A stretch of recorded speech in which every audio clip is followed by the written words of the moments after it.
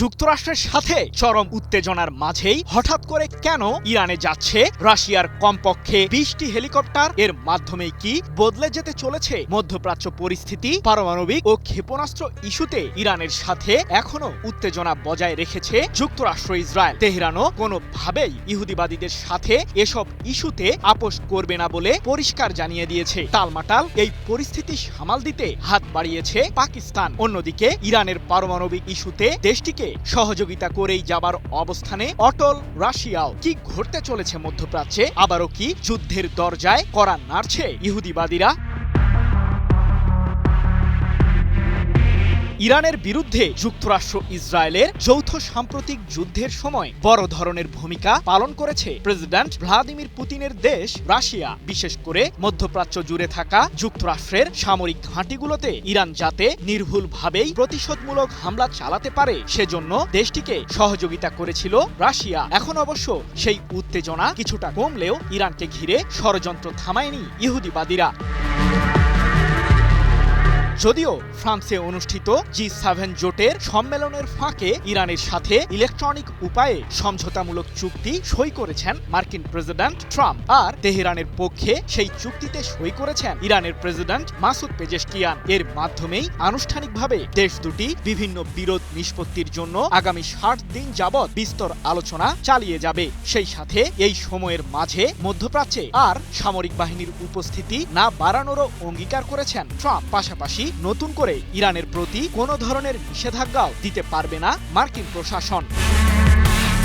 কূটনৈতিক পদক্ষেপের মাধ্যমে যুক্তরাষ্ট্রকে ঘায়েলে সফলতার মাঝেই ইরানে আসছে রাশিয়ার কমপক্ষে 20টি হেলিকপ্টার, যাকে ঘিরেই এখন শঙ্কা বিরাজ করছে মার্কিন দরবারে। কারণ সাম্প্রতিক সময়ে প্রেসিডেন্ট ট্রাম্প বহুবার দাবি করেছিলেন যে ধ্বংস হয়েছে ইরানের বিমান বাহিনীর সক্ষমতাও। তাই তো পশ্চিমাদের মধ্যে এখন একটাই প্রশ্ন উঠেছে যে ঠিক কী উদ্দেশ্যে ইরানকে হেলিকপ্টার দিয়ে সহযোগিতা করার অঙ্গীকার করল প্রেসিডেন্ট পুতিনের দেশ রাশিয়া?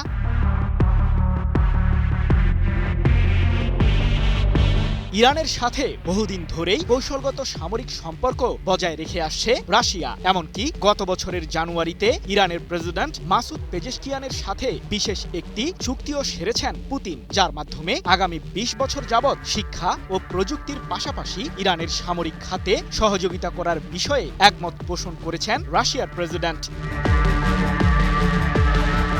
এদিকে রাশিয়ার রাষ্ট্রীয় মালিকানাধীন প্রতিষ্ঠান জেএসসির সাথে নতুন একটি সমঝোতা স্মারক সই করেছে ইরানের রেড ক্রিসেন্ট সোসাইটি IRCS, যার মাধ্যমে তেহরানের কাছে 20টি হেলিকপ্টার সরবরাহ করার আশ্বাস দিয়েছে রাশিয়ার ওই হেলিকপ্টার প্রস্তুতকারক প্রতিষ্ঠানটি। এ প্রসঙ্গে IRCS এর প্রেসিডেন্ট পীর হোসেন কৌলিভান বলেছেন, রাশিয়ার কাছ থেকে 20টি হেলিকপ্টার কেনার জন্য চুক্তি হয়েছে। এর মাধ্যমে বিভিন্ন দুর্ঘটনায় আকাশপথে উদ্ধার অভিযান জোরদার করতে পারবে তেহরান। এক প্রতিবেদনে বিষয়টি নিশ্চিত করেছে ইরান ভিত্তিক সংবাদ মাধ্যম মেহের নিউজ এজেন্সি এবং রাশিয়ার রাষ্ট্রীয় সংবাদ মাধ্যম তাস।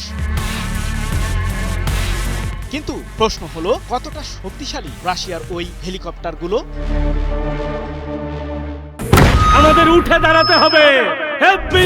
স্পিড, সকল অন্যায়ের বিরুদ্ধে রুখে দাঁড়ানোর এনার্জি পার্টনার। ঠিক কোন মডেলের হেলিকপ্টার ইরানকে দিতে চলেছে রাশিয়া, এ বিষয়ে কোনো তথ্য প্রকাশ না পেলেও জানা গেছে অত্যাধুনিক প্রযুক্তি ও নাইট ভিশন সিস্টেমে সজ্জিত এসব হেলিকপ্টার বিভিন্ন মিশন পরিচালনা করতে রাত্রিকালীন সময়ও উড্ডয়নে সক্ষম। এছাড়াও অগ্নি নির্বাপন কার্যক্রমের পাশাপাশি চিকিৎসা এবং জরুরি উদ্ধার অভিযান পরিচালনা করতেও হেলিকপ্টারগুলো ব্যবহার করতে পারবে ইরান।